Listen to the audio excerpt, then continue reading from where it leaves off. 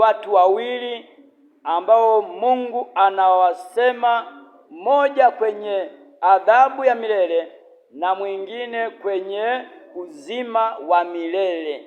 Kwa kuna adhabu ya milele na uzima wa milele. Kwa mwanadamu hata danganye namna gani, ajifanye kwamba amefika, lakini ipo adhabu ya milele. Na tena kuna uzima wa milele. Kwa hiyo Mathayo 25 hii mstari wa 45 ameonyesha kuna vitu viwili ndani ya mwanadamu anavyopaswa kuviepuka na kuvitendea kazi. Aepuke adhabu, akubali uzima.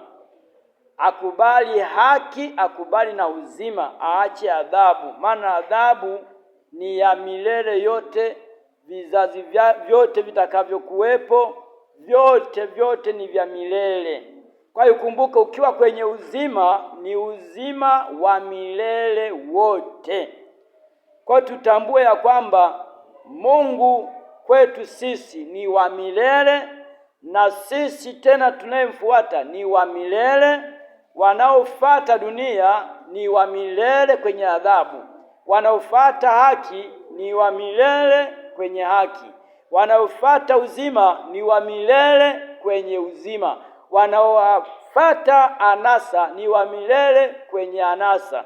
Kwa hiyo Mungu anasema kwa Mathayo ya kwamba Mathayo 25:45, watakaofuata haki basi watakuwa kwenye haki ya milele, watakaofuata uzima watakuwa kwenye uzima wa milele, watakaofuata adhabu ni adhabu ya milele. Na hii amesema kwa sababu gani? Wapo watakaojisifu na kusema, ni wapi tulikuona ukiwa na njaa, ukiwa hauna chochote, ukiwa uko uchi, halafu tukaacha kukusaidia?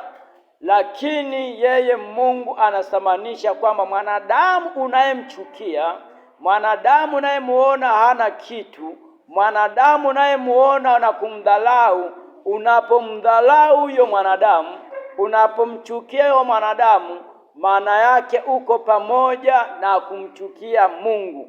Lakini ukimheshimu huyo mwanadamu, ukampenda huyo mwanadamu, maana yake moja kwa moja unampenda Mungu aliye hai.